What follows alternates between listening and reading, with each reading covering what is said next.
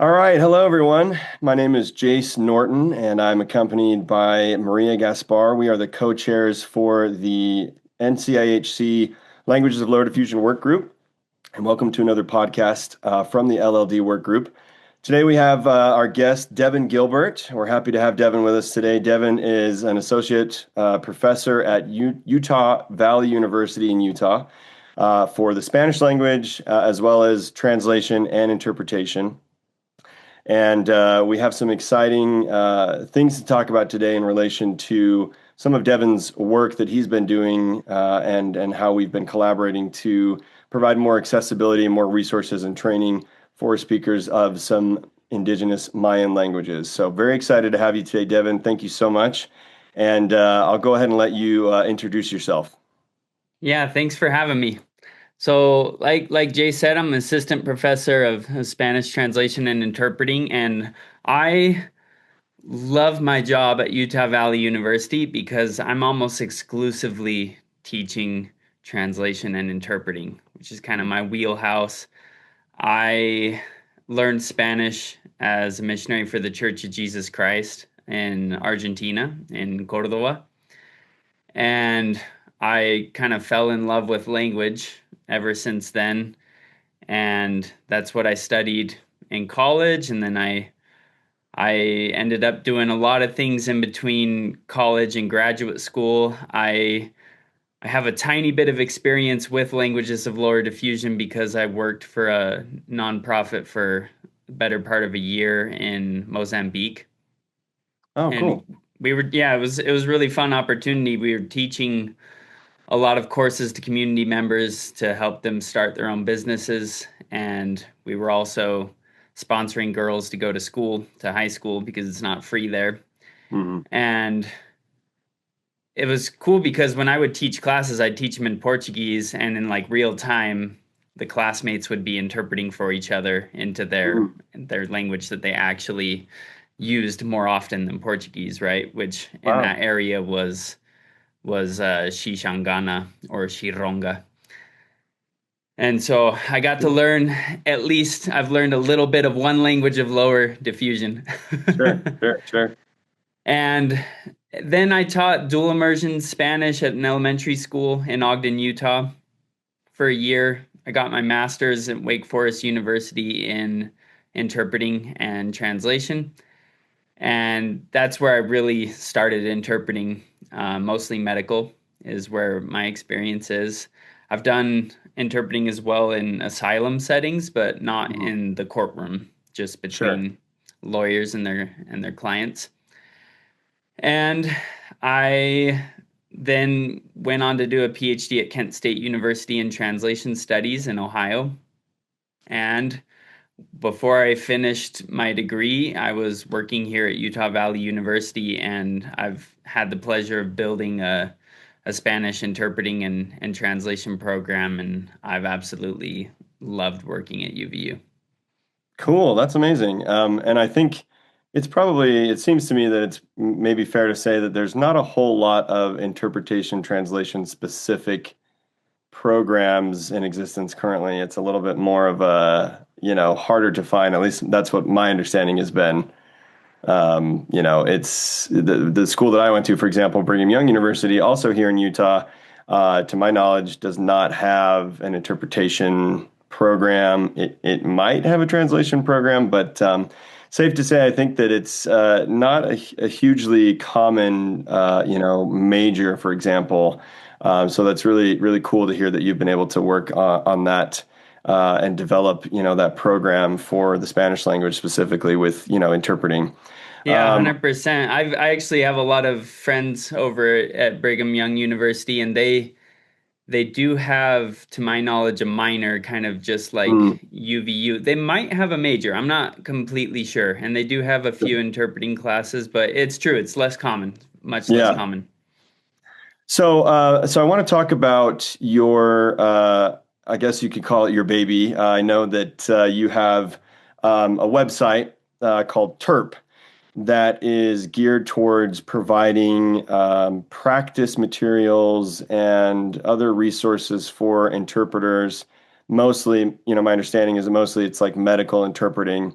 for them to be able to practice different interpreting scenarios, in a variety of different ways. So tell us a little bit about TERP and how that got started.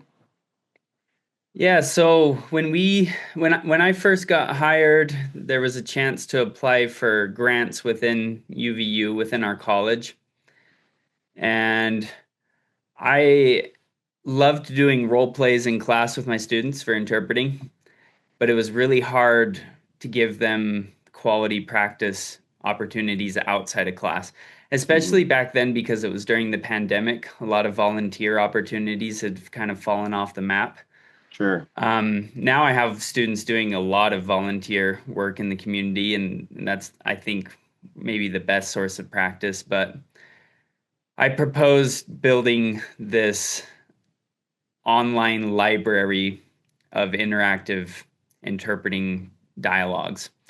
And the university said, yes, let's do it. And then as soon as like the IT people caught wind of it, they said, no, please no, because they didn't want to build and maintain software, which is understandable.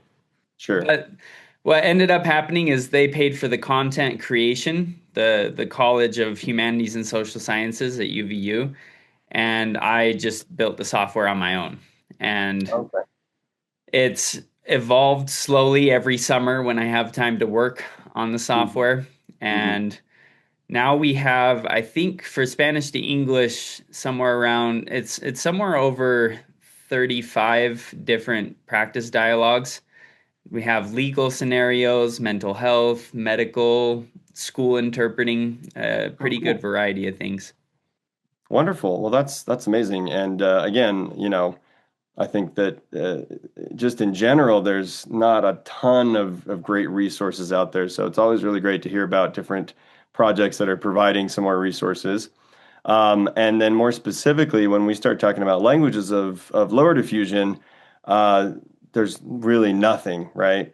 And so I want to talk about how you and I connected. We connected at a conference in Utah, where I'm also from Utah, based in Utah, and so we met at a conference, and you had expressed to me, that you had done a little bit of work with some of the Mayatan or Yucatec Maya language, and actually, the girl that you had been working with, Karen, you kind of referred her to say, oh, you might want to reach out to her, and she, continues to work with us today. She's one of our translation project managers, who's been helping a lot with this. So tell us kind of what what piqued your interest, right? Because we had this conversation where you essentially said I could maybe get some funding to be able to produce some dialogues in some Mayan languages, and obviously I was very excited about that, and I said that'd be incredible, and we'd love to support that.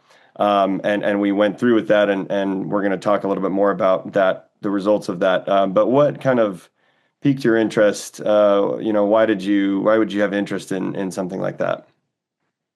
Yeah, so the content creation process is, as I've discovered over the past 4 years, arduous because we Hmm. have professional interpreters write the scripts, based Hmm. on their wealth of experience.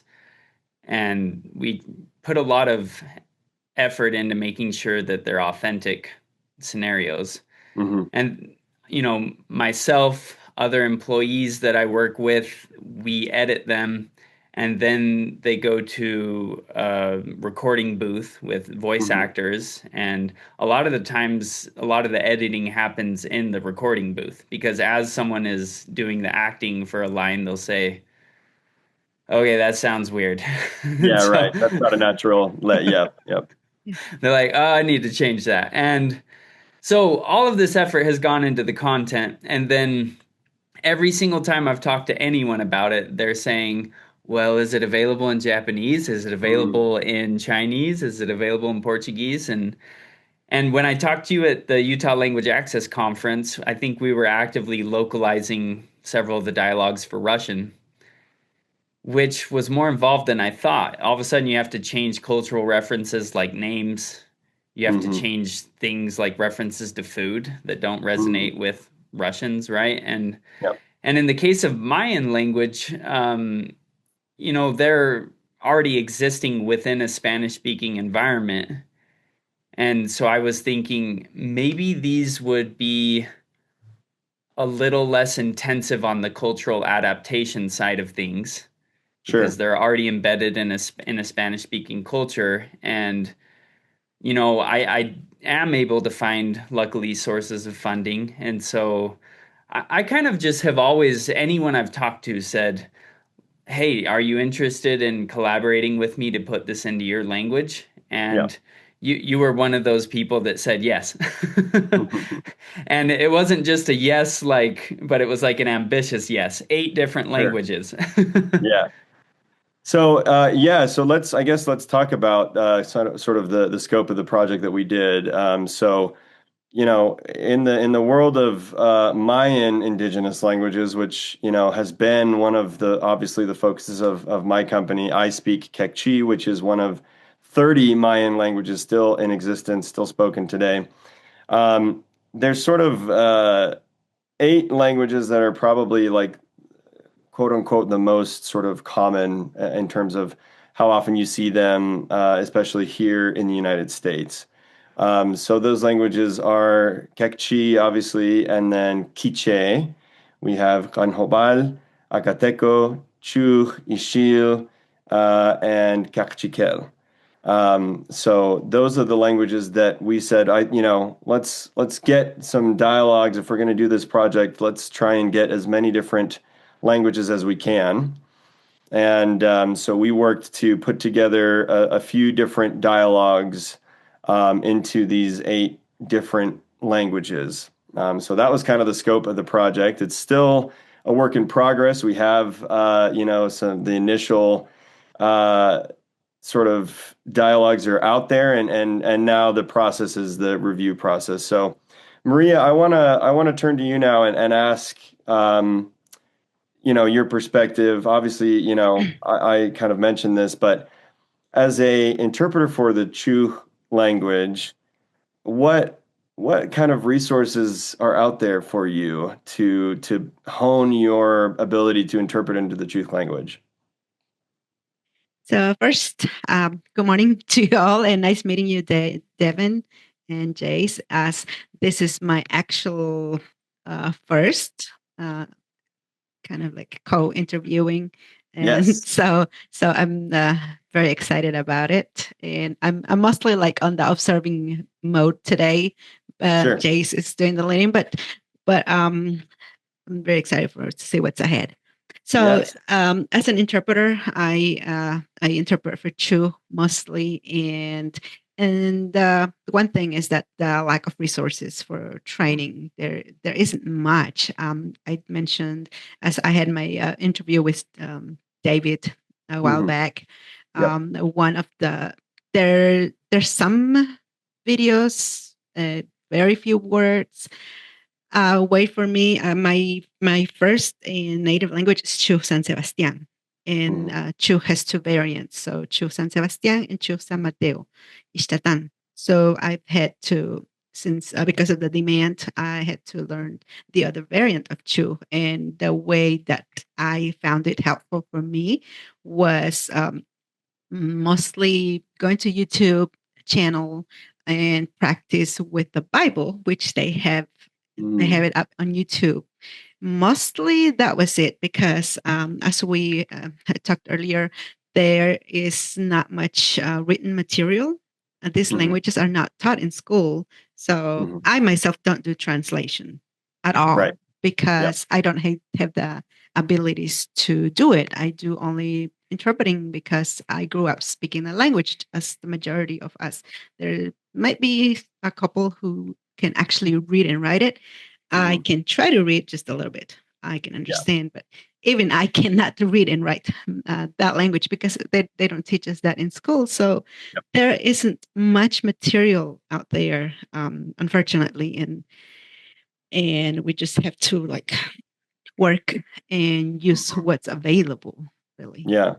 And that's, I mean, just to provide context, that's essentially extremely common with almost all indigenous languages, just by nature of the socioeconomic challenges that Indigenous communities have. They're often discriminated against. They often are denied resources and often historically have been intentionally, they've had their languages stripped from them in sort of nefarious ways by colonial forces. So with Mayan languages, for example, in the 1400s, they rounded up all the texts they could find in different Mayan languages and burned them.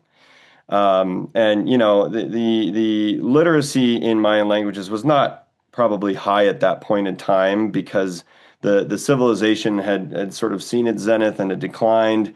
But there was a written language. The Mayan languages had a written language that existed, but then was taken away from the people.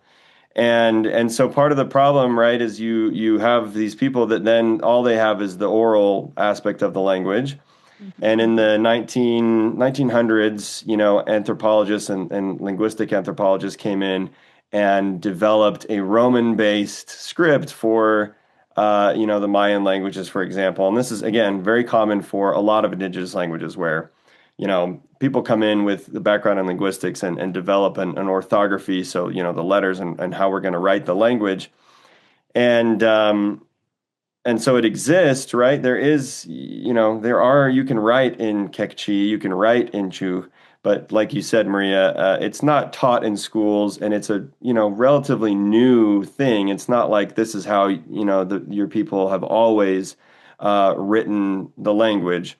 And so, yeah, exactly what you said is exactly the case. We have a lot of different interpreters that can interpret great into the different indigenous languages we have. But then when if anyone asks us for translation, it becomes very difficult. Yes. In fact, So, I've had to turn down requests. I've yep. gotten requests to do translation.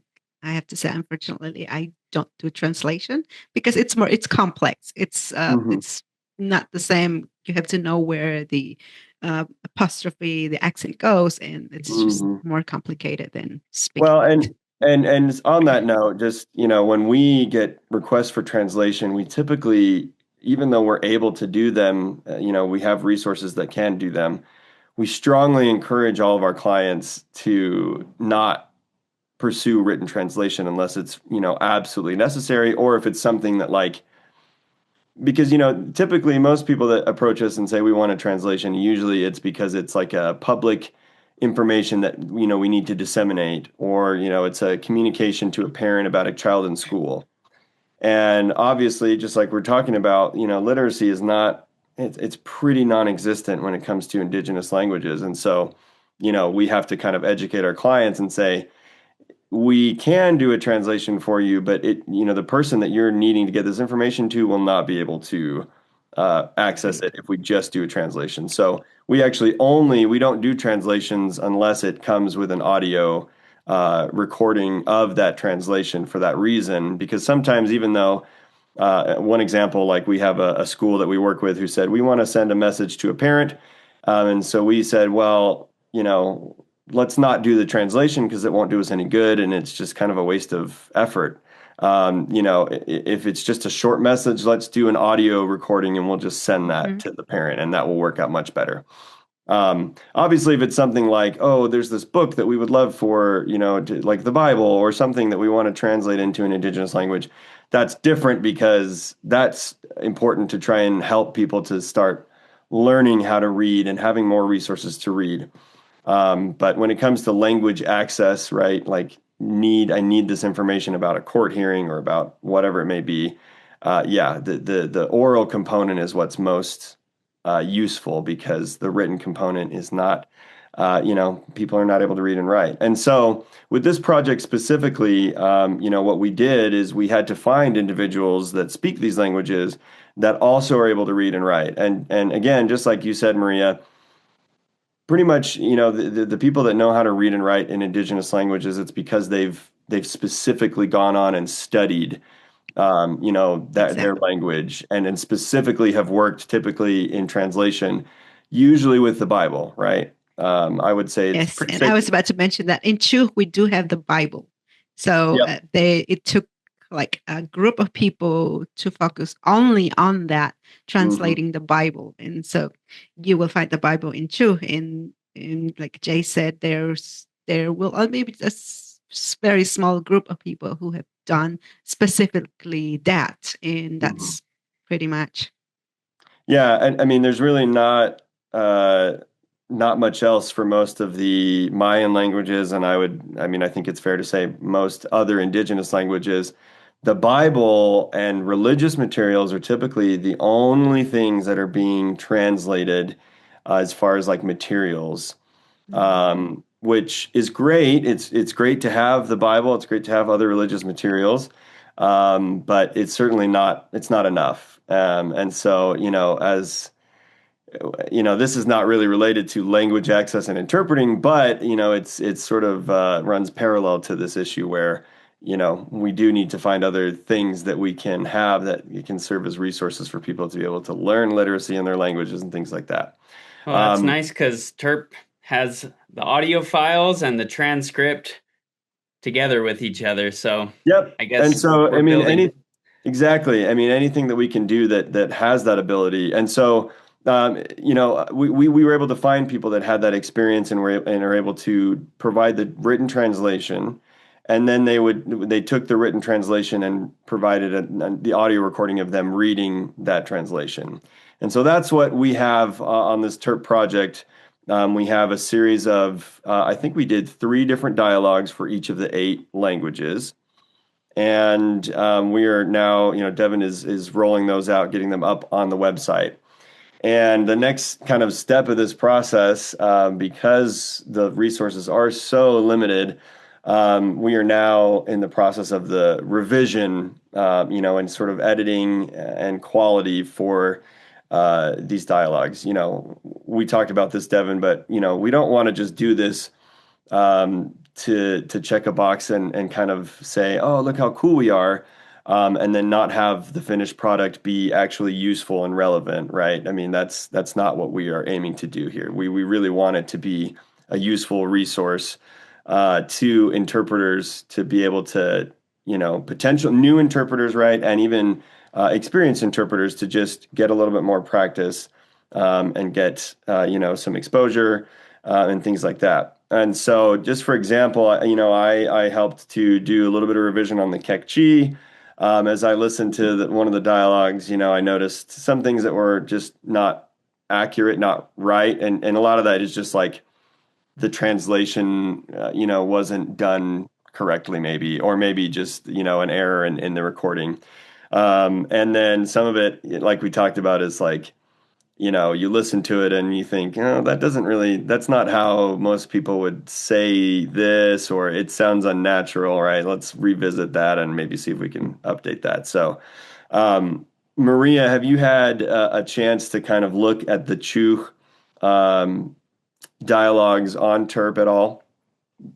I did. I checked it out a little bit and was listening, and it appeared to be that the one for Chu is in fact San Sebastian, Hmm.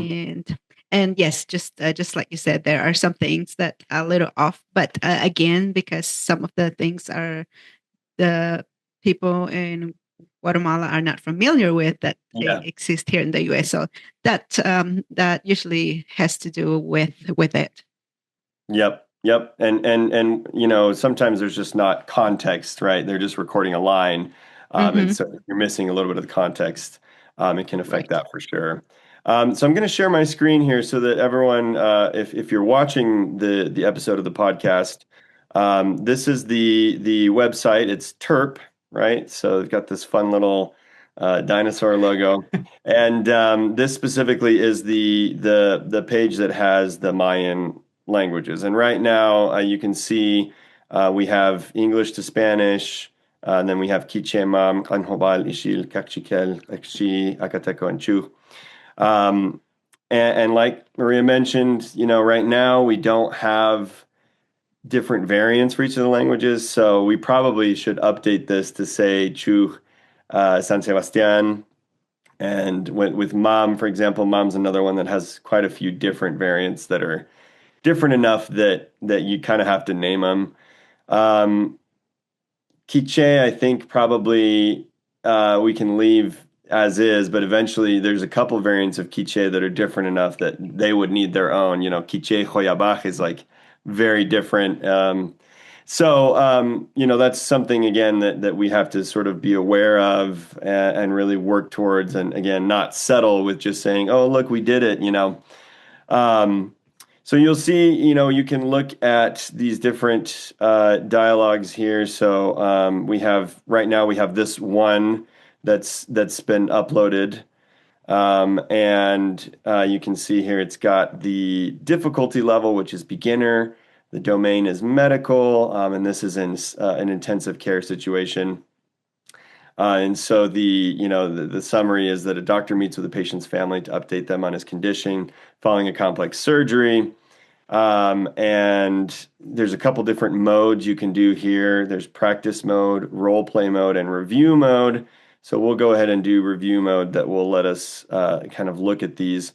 And so you'll have the doctor, the interpreter who will speak into Chuch, and then the patient that will also speak Chuch. And then you can show the text as well.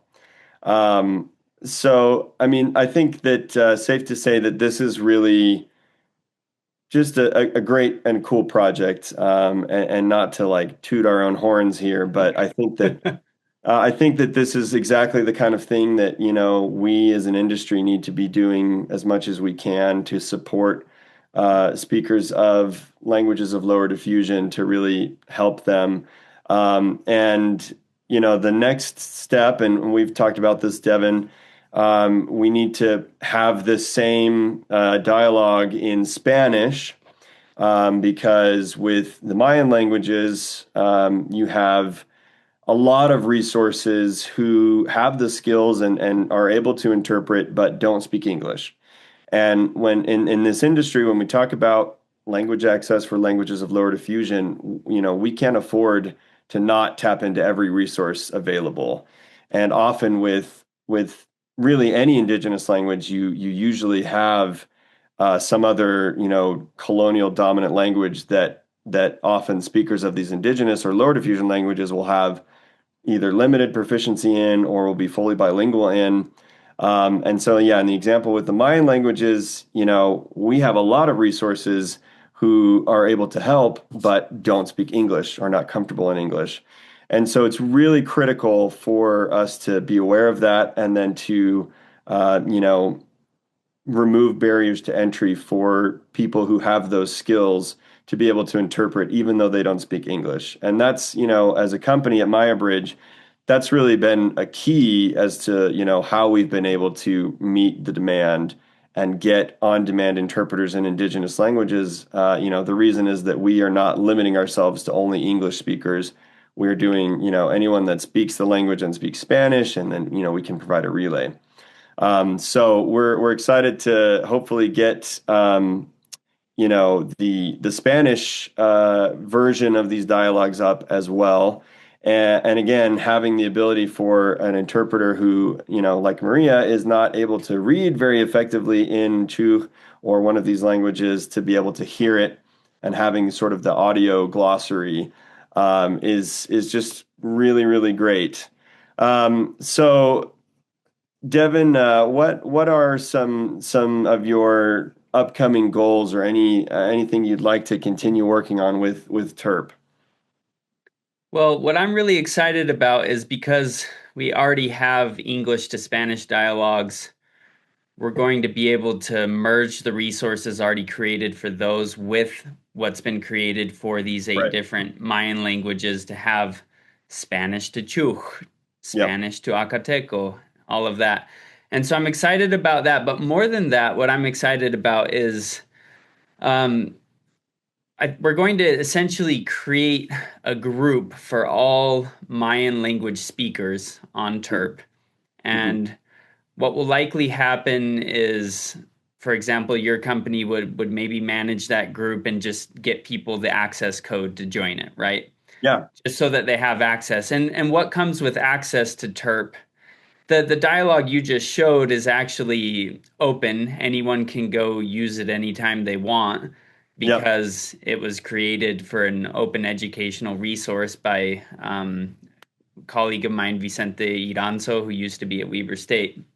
Mm-hmm. But essentially, once someone has full access to TERP, they'll be able to record their interpretations while they practice directly onto the website. And Right. not only that, they'll be able to, with other people that are in the same group as them, like this big Mayan language speakers group, and Mm-hmm.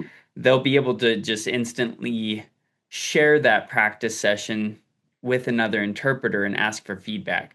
And so new and upcoming interpreters can ask Maria for feedback.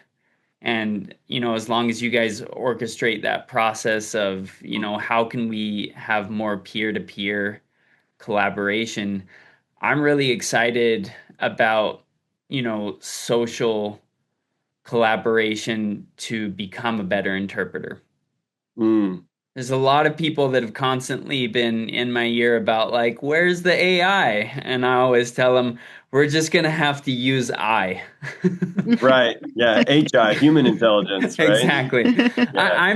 It's not that I don't use large language models. I Sure. use them plenty they have their purposes. I think they're great dictionaries. I use Yep. them a lot when I develop software. But when it comes to interpreting, I'm just not interested in it. I'm Yep. I interested in agree. Maria's intelligence. I'm Well, interested in Jace's intelligence, right? and especially with, a lot of people, I've talked about this, I've written articles about this actually that have, published in Multilingual Magazine about, a lot of people kind of have this really, really delusional misconception of like, oh yeah, we're going to get AI up and running, and then, if we have someone that comes into a clinic that we don't, have an interpreter for, we'll just use AI. And it's like, it just shows a very basic misunderstanding of how you get to that point, I'll be right? thinking like, good luck. Yeah, Good luck exactly. finding AI for you. Yeah, I mean, Exactly. like people, they don't understand that like AI is only functional, in correlation with how much data you're able to scrape from it. And Yeah. then you have to, again, we've talked about this, but let's say you get a perfect working model that can, do like a Google Translate, for example. Google Translate exists in Kekchi, and it's essentially they've scraped the Church of Jesus Christ of Latter-day Saints website because they are very active in publishing things in Kekchi. So they've used it. I mean, almost a 99% sure that they've used it to create their Google Translate. But if you tried to use that in a doctor's office and so you were like, oh, what are your symptoms? And you type it in and then you hand them the phone, they're not going to be able to read it, right? 9 times out of 10. So Maria, I want to talk just briefly here about the idea of this communal, sharing of, how we interpret things as we kind of develop, because with indigenous languages, right, we don't have the luxury of saying, oh yeah, here's a medical glossary that says everything that we need to say. First of all, most of the terms that we're having to interpret are not, there's no word for it, right?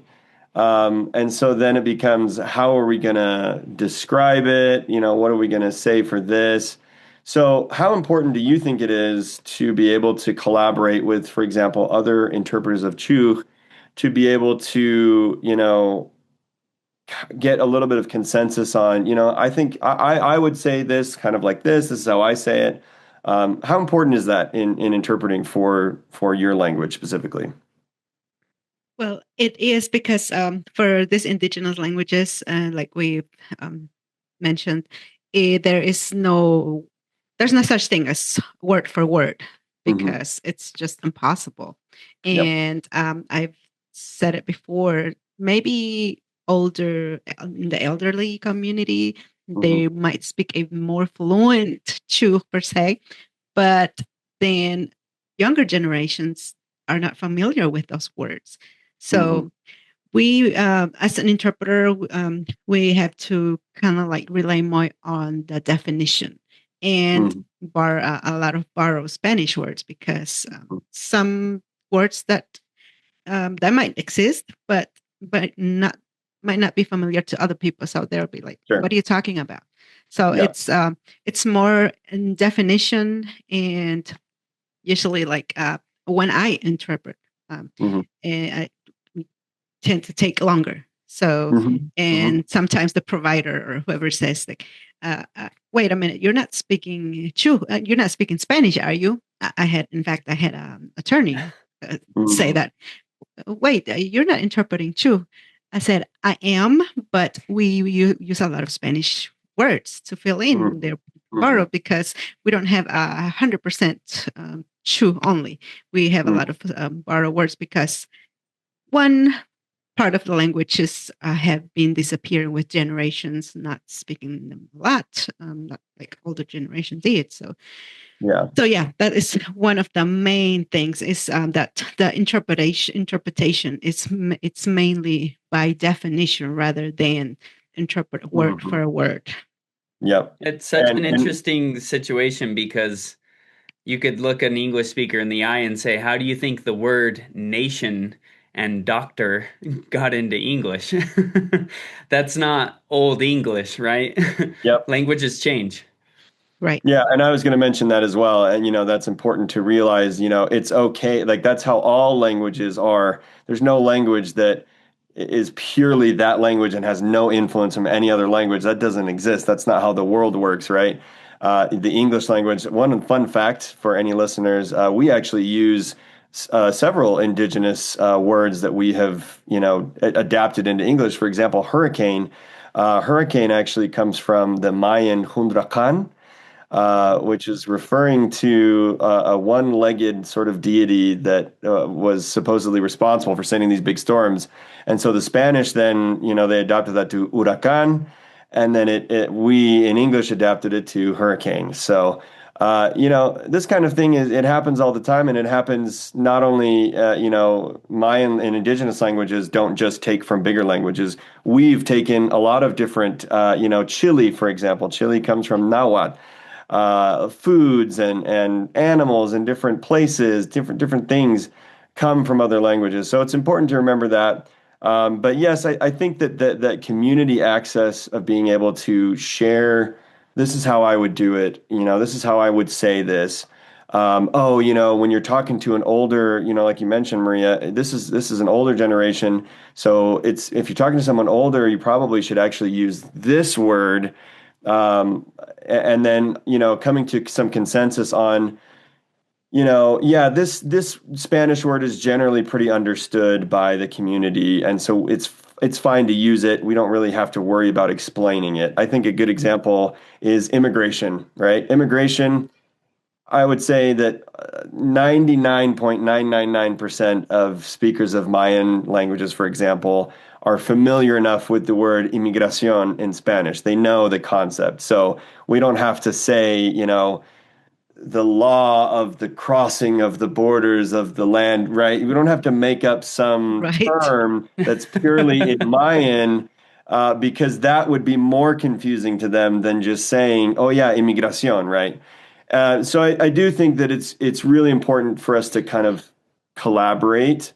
And where possible, I think that it is actually good to have a non-native speaker and a native speaker who can, share different ideas together, because we think about it, we come at the differences in the way we approach it. Sometimes you say, "Oh, actually, that's a good way to approach it," and I maybe wouldn't have thought of that because, as a non-native speaker, I might be thinking about things differently, or I'm more familiar perhaps with the source language, and so I say, "Oh, actually, it's better to say like this." So I think that collaboration is going to be extremely important, and very excited to see what comes, from that. And obviously we at Maya Bridge are going to support that in whatever ways we can. Also just to emphasize, this will be a free resource for speakers of Mayan languages. You don't have to pay for it. We want it to be something that's accessible and free and collaborative. Correct. So if you're Correct. listening to this and you speak an indigenous language, you speak one of the Mayan languages that we are working these dialogues in, or you speak another language, you're interested in helping, you're interested in getting your language more resources, please reach out. You can find our contact information on the NCIHC website. And we'll put a link to Devin and his contact and his information.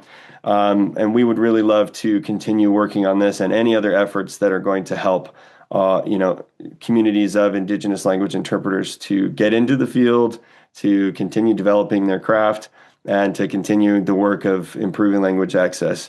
We have a lot of exciting things coming up with webinars. We have some webinars planned with Maria, who will lead us in some more practice, some sort of grappling with this concept of how do we, when we need to describe different words, because there's not a word for it in the language that we're interpreting for. How do we go about that? How do we most effectively do that while kind of staying in our lane as the interpreter and not the provider whose job it is to explain these concepts. So be on the lookout for that. We also have a survey that we're working on that we're going to be sending out to interpreters of dominant colonial languages like Spanish, French, Russian, to get more of a sense of how often are we coming across speakers of Indigenous languages and lower diffusion languages who have limited proficiency in some of these languages. So please stay tuned. And again, thank you to Devin. We appreciate you being on the podcast with us today. Thank you, Maria, for your first episode of the podcast co-hosting. Looking forward to many more episodes to come with you, and looking forward to all the great things that we're going to be doing throughout the remainder of this year. So thanks for having me. Yep. I appreciate it. Appreciate it. Thanks, everyone.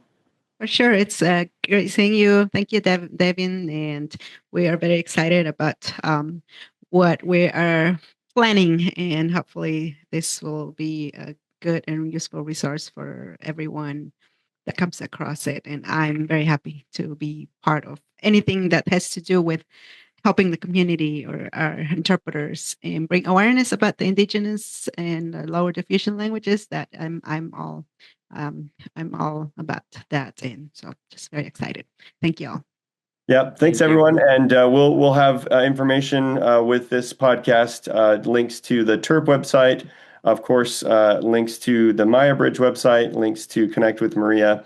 And again, we are just thrilled. Anyone that is interested in working with us to further this project or any other projects that you have in mind, we'd love to hear from you. So thanks everyone, and we'll see you next time.